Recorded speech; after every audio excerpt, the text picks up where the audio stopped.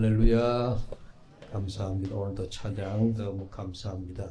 지난 한 주 동안에 우리 뭐랄까요? 대구 경상도 지역만 제외하고 전국적으로 눈이 너무 많이 왔죠. 눈이 많이 와서 피해를 입은 지역도 많은데, 그래서 금년 들어서 첫눈이다 그러면서 제가 월요일 날 아침에 눈 소식을 듣고, 다른 데는 눈 피해가 많아서 야단인데 또 혼자 이 첫눈에 대한 첫눈이 오니까 마음이 설렌다 하는 그런 마음에, 그래서 제가 이 시간에 시를 하나 소개해 드리려고 합니다. 제가 쓴 시가 아니고 정호승 시인의 첫눈 오는 날 만나자 하는 그 시입니다. 어머니가 살이 빗자루로 쓸어 놓은 눈길을 걸어 누구의 발자국 하나 지키지 않은 순백의 골목을 지나 새들의 발자국 같은 흰 발자국을 남기며 첫눈 오는 날 만나기로 한 사람을 만나러 가자. 사랑하는 사람들만이 첫눈을 기다린다. 첫눈을 기다리는 사람들만이 첫눈 같은 세상이 오기를 기다린다. 아직도 첫눈 오는 날 만나자고 약속하는 사람들 때문에 첫눈은 내린다. 세상에 눈이 내린다는 것과 눈 내리는 거리를 걸을 수 있다는 것은 그 얼마나 큰 축복인가. 첫눈 오는 날 만나자. 첫눈 오는 날 만나기로 한 사람을 만나 커피를 마시고 눈 내리는 기차역 부근을 서성거리자. 제가 첫눈이라고 하는, 여러분들 첫눈에 대한 이제 추억을 가지고 계시겠습니다만은, 나이가 이만큼 들었는데도 우리 지방에는 첫눈이 안 왔는데 다른 데 첫눈 왔다 그러니까 야, 저 눈 밟고 싶다 이런 생각이 들더라고요. 근데 정호성 씨의 첫눈 오는 날 만나자 하는 그 시의 내용을 보니까 사람을 기다리는 마음을 그게 담고 있어요. 예. 그러니까 오늘 우리 대림절 첫 주잖아요. 오늘은 주님을 기다리는데 기다리는 자의 마음을 우리가 오늘 첫눈 오는 날 만나자 하는 마음으로 제가 그렇게 시를 소개해 드리고 싶었습니다. 제가 그 나태주 시인, 여러분 아실런지 모르겠는데 오늘 아침에 시인 얘기하려는 건 아닌데요, 갑자기 떠오르는 게 있어서, 그 나태주 시인이 그 아주 짤막한 글인데 많은 사람들, 그러니까 잘 그 기억에 남고 읽혀지는 시가 하나 있습니다. 자세히 보아야 예쁘다. 오래 보아야 사랑스럽다. 너도 그렇다. 여러분 들어보셨죠? 네. 아주 짤막한 시지만요, 매우 많은 여운을 남기는 이 나태주 시인의 풀꽃이라고 하는 그런 시인데요. 여러분 보시죠. 뭐든지 자세히 보아야 예쁘다는 거예요. 오래 보아야 사랑스럽다는 거예요. 그래서 너도 그렇다. 근데요, 이 말을 조금 바꿔가지고 자세히 안 봐도 예쁘다. 오래 보지 않아도 사랑스럽다. 우리 교회도 그렇다. 너도 그렇다. 아멘이 나와야 여러분. 물론 시인의 마음은 오래 보아야 뭐든지 그냥 슬쩍슬쩍 지나가지 말고, 우리 추수감사절 때 국화 화분을 이렇게 하는데 얘가 아직 시들지 않고 얘가 여전히 꽃 한 송이 맹하러질 때 더 폈어요. 여러분 잘 오래 보셨어요? 안 폈던 꽃도 꽃방울 더 들여가지고 하나 톡 튀어 올라왔죠. 오늘 아침 제가 보니까 사다 놓고 제가 유심히 들여봤는데 한 개가 안 폈는데 이제 한 보름이 지나니까 안 핀 국화꽃 마저 폈어요. 이처럼 우리가 뭐든지 오래 보아야 예쁘고, 오래 보아야 사랑스럽고, 오래 보아야 너도 나도 다 그렇다. 그런데요, 정말 좋은 사람은 오래 보지 않아도 예뻐야 돼요.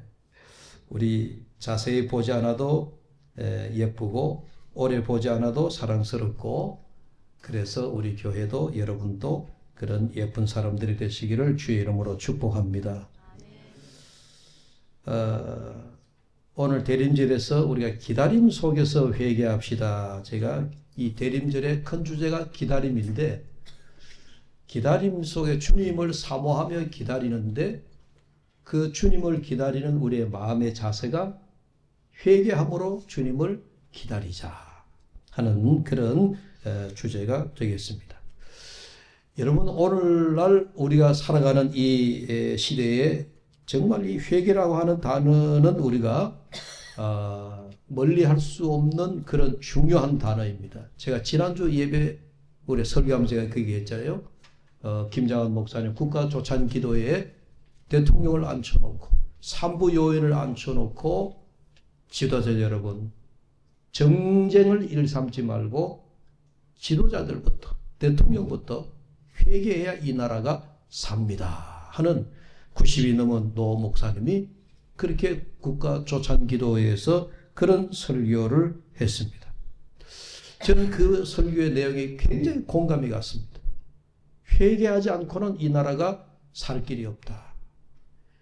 회개하지 않고는 우리에게 뭐랄까요? 희망이라고 하는 것이 없다 하는 이야기를 저는 역으로 하고 싶어요. 회개하지 않으면 희망이 없다.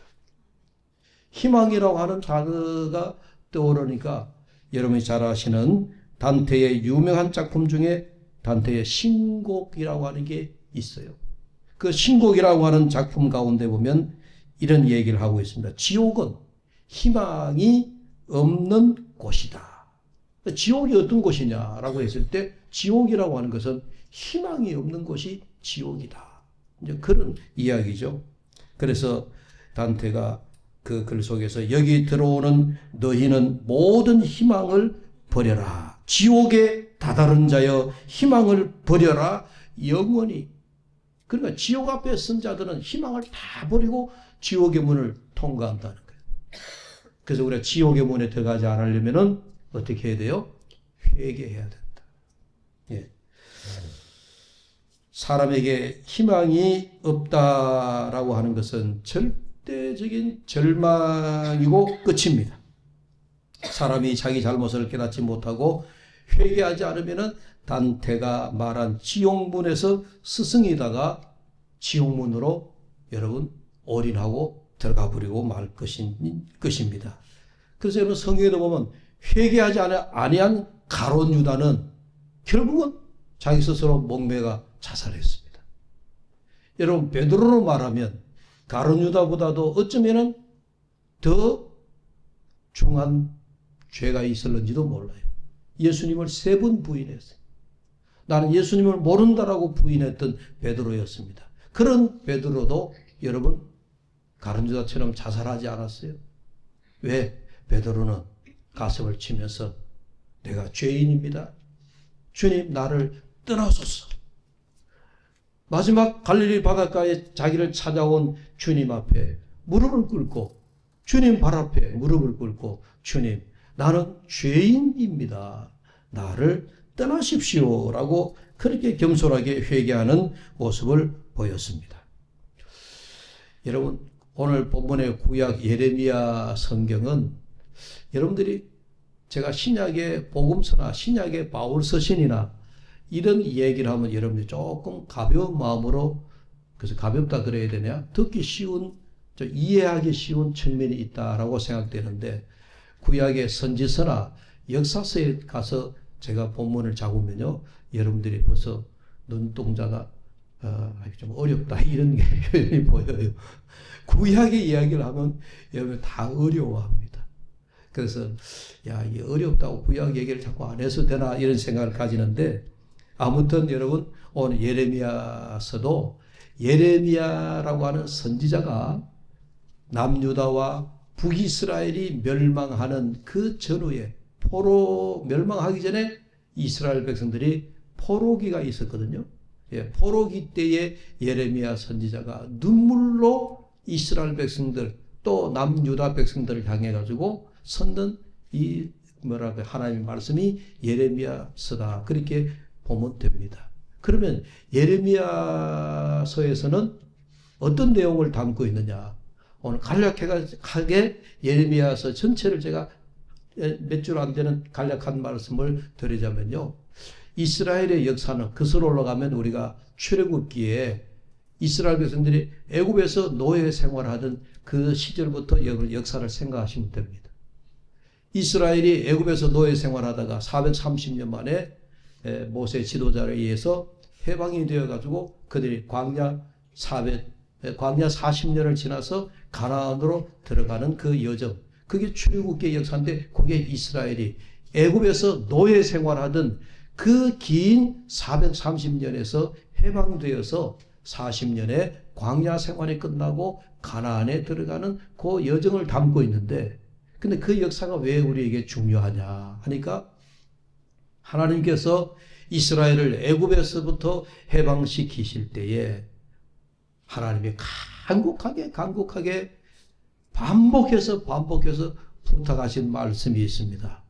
너희들이 가나안에 들어가면 가나안의 우상을 섬기지 말고, 가나안의 이방신을 따르지 말고, 거기서 여호와를 기억하고 여호와를 섬겨라. 이제 그 내용입니다.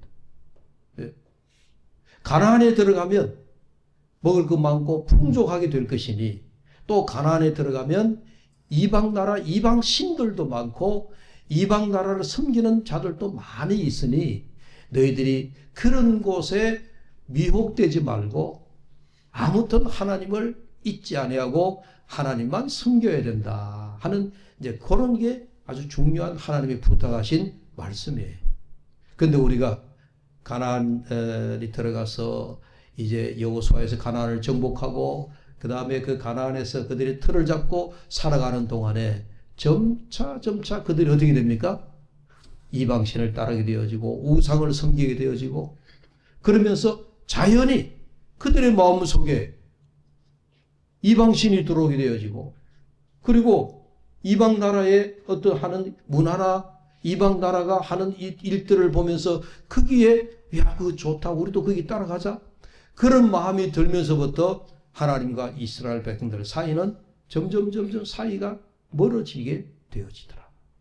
그래서 하나님이 그 멀어진 이스라엘 백성들에게 다시 돌아오라, 여호와께로 돌아오느라, 이방 나라에 섬기는 모든 우상을 버리고 이방 신들을 버리고 여호와께로 돌아오라. 이제 그런 메시지를 누구를 통하여 줍니까?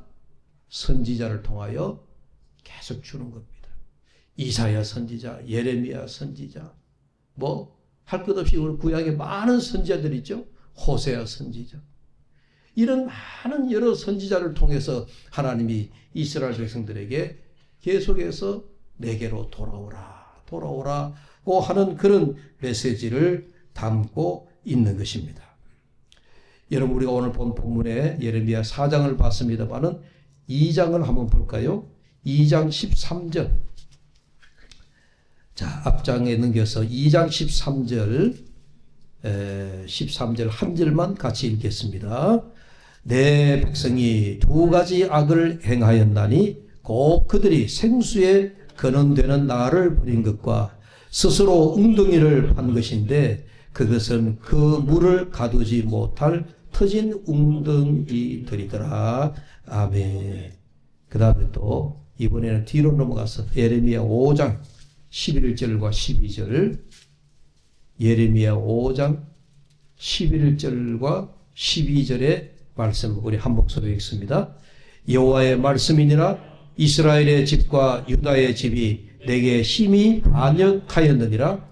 그들이 여호와를 인정하지 아니하며 말하기를 여호와께서는 계시지 아니하니 재앙이 우리에게 임하지 아니할 것이요 우리가 칼과 기근을 보지 아니할 것이며. 이런 보십시오. 예레미야 2장 11절에 너희가 나 여호와께 두 가지 악을 범했다. 하나님 다 여러 가지 많은 소소한 죄악이 많이 있겠지만은 하나님이 크게 크게 이렇게 도매급으로 두 가지를 말씀하시. 생수에 근원되는 나를 버린 것과 너희가 봉안하지 못할 그런 웅덩이, 터진 웅덩이에 너희들이 거기에 희망을 두었다. 그런 게. 여러분, 가나안에 이스라엘 백성들이 들어가니까 요즘 우리말로 제가 이렇게 해석해 봅니다. 가난에 들어가니까 등 따쓰고 배부르기 시작한 거예요. 예? 이해가 되시죠? 옛날에 가난하고 힘들고 어렵게 살 때는 하나님만 붙들고 살았는데 가난에 들어가게 되어지니까 점점점 생활이 좋아져요. 그걸 우리말로 우리가 등 따쓰고 배부른 시절이 됐다. 이스라엘 백성들이 가나안에 들어가서 그게 여러분 제가 이렇게 얘기하는 게 이스라엘이 뭐 하루아침에 그렇게 바뀐 건 아니에요. 그게 수백 년 흘러간 거예요. 수십 년 흘러간 거예요. 점점 시간이 흘러갈수록 이스라엘 백성들이 하나님은 잊혀져 가고 배는 점점 불러져 오고 맛있는 거는 많고 잠자리는 등 따스게 따뜻하고 그러니까 우리 사람의 심리가 어때요? 등 따스고 배부르기 시작하면 이제 눈이 다른 데로 돌아가기 시작하는 거예요. 뭐 좀 놀 곳이 없나? 이제 이런 거죠. 가난하고 배고플 때는 어떻게든지 살기 위해 가지고 발버둥을 치는데 등 따스고 배부르면은 우리 사람이 소위 눈이 이제 곁눈질하게 되어 있다. 예. 이게 우리 사람의 심리. 이게 뭐 누구나 할 것 없이 다 그런 거예요. 목사도 마찬가지예요. 제가 목사 안수를 받고 목사 안수 그냥 30대 초반에 31살 안수 받을 때에 부목사로 갔던 교회의 목사님이 거의 은퇴를 앞두고 60이 넘은 이제 은퇴를 앞두고 있는 목사님이 갓 안수 받은 저에게 이 농담하듯이 놀리듯이 했던 이야기가 있어요. 아이고 박 목사 나는 이제 내일 모레면 은퇴하는데 박 목사는 이제 31살에 안수 받아가지고 앞으로 40년 동안 어떻게 목회할래? 이러면서 이제 목사님이 말하겠죠. 농담 반 진담 반 골리면서 얘기하는데 그때 목사님이 이런 얘기했어요. 내가 30 이제 목회 이제 내일 모레 은퇴를 앞두고 내가 일에 있다 보니까 내가 안수를 받고 30년 전에 목회를 시작할 때는 내 집이 그러니까 사택이 저기 소마구간이었어. 소마구간이 소들이 자는 집과 같은 바로 그 옆에 붙어 있는 거 그런 소집인지 사택인지 모를 정도로 그렇게 사택이 험했다는 거예요. 이게 우리 한국 교회에 40년, 50년 전에 목사님들이 살던 일종의 이제 사택이에요. 그러니까 그게 어느 목사님 할 것들이 다 그리 가난했다는 얘기예요. 근데 요즘 뭐 저를 비롯해서 요즘 목사들이 어때요? 저도 아파트에 살지만 이제는 등 따서 배부른 거라. 그러니까 목사들이 게을러지는 거예요. 그러면서 그 목사님이 은퇴하실 목사님이 참 그때는 사택이라 할 것도 없고 판잣집과 같은 그런 집에서 살았는데 그래도 목회하는 게 즐겁게 여기까지 왔는데 요즘은 많이 달라 이렇게 얘기하시는 거예요. 근데 그로부터 제가 이제 한 3, 40년 제가 세월이 흘렀잖아요. 그죠? 40년까지는 안 됐지만 30년은 넘었어요. 돌아보니까 제가 안수 받아가지고 목회 시작할 때 우리 교회 환경과 지금 교회 환경이 또 많이 달라요. 제가 작년에 목사 안수 받는다고 오늘 전사님 앉아 계시지만 몇 명의 이제 이렇게 면접을 보는데 근데 제 주변에 이제 목사 안수를 받고도 교회 부임에 가서 어렵다고 그러니까 아주 이제 젊은 청년 목사님들 얘기해요. 어렵다고 아이고 교회 사표내버리고 다른 일 해버려 가보는 사람이 있어요. 통덕집하고 제가 아는 내 후배 아주 한 20년 30년 되는 후배 목사님들이 교회 사회 가는 게 힘든다고 이제 사회 가라고 가버리는 거예요. 아니 교회에서 일하는 것보다 나가서 통닭집 하는 게 훨씬 낫다. 이렇게 생각하는 게 오늘 젊은 MZ세대의 목사님들이에요. 힘드는 걸 못 견디는 거예요. 어렵다라고 하는 걸 못 견디는 거예요. 얘기가 조금 곁길로 갔는데요. 이스라엘 백성들이 등 따시고 배부르다. 그런 시절이 오게 됐다는 거예요. 그러다 보니까 점점 이스라엘 백성들이 하나님 앞에 타락의 길로 걷게 되어졌다. 여러분 사사기의 말씀이 그게 대표적인 말씀이에요. 평온하다가 하나님을 잊어버리니까 하나님께서 이스라엘 백성들의 징벌, 벌을 주시는 거예요. 벌을 주시니까 이스라엘 백성들이 막 그 받는 징벌 가운데 힘드니까 하나님을 부르짖으면서 하나님 하고 살려달라고 기도하니까 하나님께서 사사를 보내셔서 이스라엘 백성들을 강대국으로부터 보호해주고 다시 세워주는 거예요. 이게 계속 쳇바퀴처럼 돌아가는 역사가 사사기 기록이에요. 사사 시대가 끝나고 여러분 사울 왕 시대가 되고 그리고 다윗 왕 시대가 지나가고 솔로몬 왕 시대가 지나가고 솔로몬 아들 때에 이르러서 르호보암, 여로보암, 이스라엘이 북이스라엘과 남이스라엘이 나뉘어지면서 역사는 계속 이어져 가지만요. 여러분 왕정 시대가 되면서부터도 이스라엘 백성들이 하나님을 섬길 때도 있었지만 하나님을 멀리하면서 그들의 길로만 갈 때도 있더라 하는 그런 이야기입니다. 지금 예레미야 성경이 바로 예레미야 선지자가 활동한 시대 북이스라엘과 남유다라고 하는 나라가 어찌 보면 가장 타락한 시대예요. 가장 타락한, 왜냐하면 예루살렘 성전이 이제 곧 멸망당하게 되어져요. 북이스라엘 남유다가 곧 망할 직전에 놓였을 때에 활동했던 선지자가 예레미야 선지자거든요.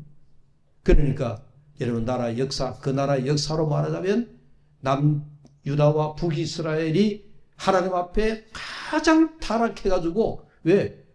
타락하다 하다 안 되니까 하나님께서 북이스라엘도 멸망시켜버리고 남유다 왕국도 멸망시켜버리고 그들이 정말 절대적으로 생각하던 예루살렘 성전도 전부 다 불타고 무너지게 되었죠.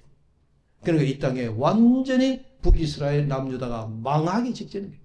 그런 가운데에 여러분 남유다 왕국이 바벨론의 포로로 끌려갔다 하는 이야기예요. 그래서 예레미야는 이런 암울한 이스라엘 남유다 역사 가운데에 아주 가슴 아프게 애타는 마음을 가지고 하나님의 말씀을 외쳐야 했던 선지자였습니다. 그래서 예레미야를 가리켜서 우리가 때로는 눈물의 선지자다 그렇게 얘기하기도 하는데 왜? 멸망해가는 조국 이스라엘 백성들을 보니까 너무 가슴이 아팠어.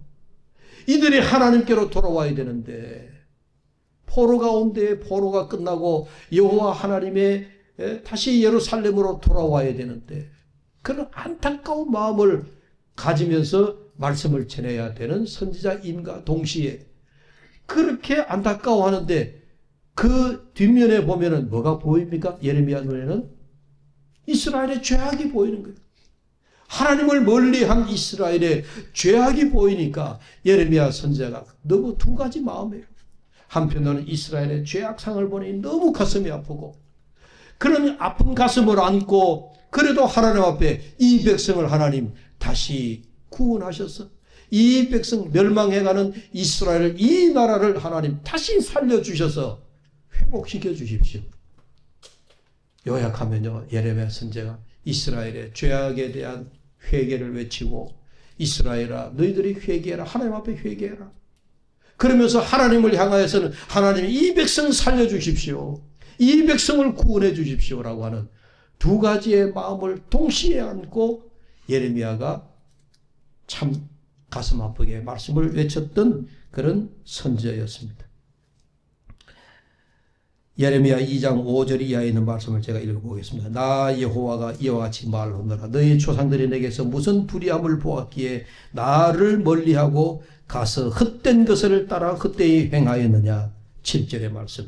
내가 너희를 기름진 땅에 인도하여 그것의 열매와 그것의 아름다운 것을 먹게 하였거늘 너희가 이리로 들어와서는 내 땅을 더럽히고 내 기업을 역겨운 것으로 만들었으며 제사장들은 여호와께서 어디 계시냐 말하지 아니하였으며 율법을 다루는 자들은 나를 알지 못하며 관리들도 나를 반역하며 선지자들은 바알의 이름으로 예언하고 무익한 것들을 따랐느니라. 이 예레미야 1장 2장 초반부에 읽어보면요 예레미야의 그 불타는 그 아픈 마음을 우리가 이렇게 받게 되어집니다. 여러분 이 말씀을 묵상하다 보니까 지금 우리나라와 우리의 사정은 어떠한가, 우리의 형편은 어떠한가, 하는 그런 생각이 문득 들어요. 늘 우리 지난주에도 우리 장로님들하고 정책당국하면서 오랫동안 많은 얘기를 했는데 우리 장로님들이 얘기하시면 경제가 참 어렵다. 나라 경제가 지금 매우 어렵다 하는 그런 이야기가 늘 이구동성으로 나라 어렵다는 얘기, 경제가 어렵다는 얘기를 하셔요. 맞아요. 나라가 너무 지금 어려워요. 나라가 너무 어려운데 근데 우리가 부족한 게 있는가? 우리 역으로 한번 생각해 보십시오. 피부에 정말 여러분 나라가 어렵다라고 하는 거에서 여러분 우리 피부로 뭘 느끼십니까? 나라는 어려운데 내가 하루 세 끼 밥 다 먹죠. 자동차 타고 우리가 다닐 거 다 다니죠. 가고 싶은 거 여행 다 다니죠. 내 하고 싶은 거 다 하죠. 어렵다라고 하는 얘기를 하긴 하는데 여러분 만약에 제가 수요일 날 여기서 우리 영남고등학교 학생들한테 여러분 나라 경제가 어려워서 여러분들이 허리를 졸라매야 됩니다 하면 아이들이 날 보고 뭐라 하겠습니까? 목사님은 꼰대다 그렇게 얘기해요. 뭐가 어려워요? 분명히 그렇게 얘기하는 거예요. 아마 지금도 여러분들 가운데 제가 이 나라 경제가 어려워서 허리띠를 졸라맵시다 그러면 목사님 몇 년도 얘기하는지 모르겠다 이렇게 생각하실는지도 모르겠습니다. 오늘날 청소년들이나 MZ세대들한테 야 나라가 어려우니까 우리가 정신 차려야 된다. 그렇게 얘기하면 여러분 꼰대 소리 듣는다. 그들이 느끼는 어려움과 지금 우리가 말하는 어렵다라고 하는 게 이 질이 다른 거예요. 전쟁이 끝나고 한국 전쟁이 끝나고 60년대 70년대 우리 아버지 어머니들이 살아오실 그 시절에 어렵다 하는 건요. 정말 하루 세 끼 밥을 못 먹을 때 어려워. 오늘같이 이렇게 추울 때에 추위에 벌벌벌 떨면서 우리가 살았는데 그때는 아무리 생각해도 날씨 데이터를요 40년 50년 데이터가 우리 기상청에 다 나와 있습니다. 오늘날 우리 추운 기온하고 50년 전에 추운 기온 데이터가 거의 비슷비슷해요. 그런데 우리가 클 때 초등학교 때 쪼면할 때 우리가 훨씬 더 많이 춥다고 느껴졌잖아요. 왜 그렇죠? 요즘같이 이렇게 따뜻한 옷이 없었으니까. 뭐라 그럴까요? 헛껍데기 같은 옷을 입고도 뛰어다니다 보니까 몸에서 열이 나서 좀 추위를 우리가 쫓아낼 수 있었지만은 그러나 움직이지 않고 잠깐만 있어도 찬바람이 온몸에 스며들어가지고 우리가 너무 힘들거든. 그때 어려웠던 못 먹고 못 입던 시절. 너무너무 어려웠던 시절이에요. 근데 그 시절을 견주어서 오늘 우리가 어렵다 이러면 여러분 MZ세대들이 꼰대다. 우리 보고 그렇게 얘기할 것이다는 이야기입니다. 그러니까 제가 말씀드려요. 지금 어렵다라고 하는 것은 우리가 60, 70년대에 우리가 못 먹고 못 입었기 때문에 어려웠던 그 시절에 어려운 얘기가 아니에요. 우리는 지금 어려운 건 뭐가 어려워요? 더 가지지 못했어. 제 말이 틀렸나요? 더 먹지를 못했어. 더 좋은 걸 가지지를 못해서 우리가 어렵다. 지금은 체감 온도가 다르다 하는 그런 이야기입니다. 사랑하는 여러분, 오늘 말씀을 맺고자 합니다. 오늘 대림절 첫 주일을 맞이했습니다. 유다와 이스라엘이 포로 중에 기다리던 그들의 메시아, 그 메시아가 오셔서 그들을 포로에서 해방시키고 예루살렘을 회복하고자 하는 꿈, 희망을 노래했습니다. 이렇게 이스라엘과 예루살렘을 회복하고자 하는 과정에서 그들의 회개가 필요했음을 오늘 예레미야 선지자가 외치고 있는 거예요. 회개해야 된다. 그러면 여러분 오늘 우리나라와 특히 나라 지도자 얘기할 거 없잖아요. 저와 여러분이 각자의 삶을 한번 되짚어 보실 수 있기를 바랍니다. 오늘 이스라엘이 바벨론에 포로된 가운데 하나님이 그 포로 가운데서 회개케 하시고 또 포로된 가운데서 하나님이 희망의 메시지를 전해준 것 같이 사랑하는 여러분, 오늘 나를 메고 있는 포로가 뭡니까? 나를 메고 있는 여러분 사슬이 뭡니까? 못 먹는 것 때문에? 못 입는 것 때문에? 아니죠. MZ세대들이 느끼지 아니하는 것이지만 여러분 오늘 나를 포로로 꽉 메고 있는 게 뭡니까? 그 포로로 잡힌 게 있다면은 여러분 그걸 하나님 앞에 회개할 수 있기를 바랍니다. 그리고 그 포로에서 해방이 되셔서 여러분 하나님 앞에 희망의 줄을 타고 다시금 예루살렘으로 돌아와서 주님의 오심을 사모하는 저와 여러분, 그렇게 기다리는, 회개 중에 기다리는 이 대림절이 되시기를 주님의 이름으로 축복합니다. 기도합시다. 하나님 아버지, 예레미야 선지자가 눈물로 이스라엘이 돌아오기를, 회개하기를 기도하고 간구하고 외쳤듯이 아버지 하나님, 포로된 이스라엘이 그 포로에서 해방되기를 외쳤듯이 살아계신 아버지 하나님, 오늘 이 시대에 우리가 다시 오실 주님을 사모하는 저희들이 회개하지 아니하고 주님을 영접할 수 없음을 고백합니다. 아버지 하나님, 나를 메고 있는 것, 나를 얽매고 있는 것, 나를 사슬로 꾹꾹 묶고 있는 이 모든 것들이 이번 대림절에 회개함으로 다 풀어지게 하시고 주님과 하나이 되어서 주님 오심을 기쁨으로 맞이하는 이 대림절 되게 하여 주시옵소서. 예수님의 이름으로 기도하옵나이다. 아멘.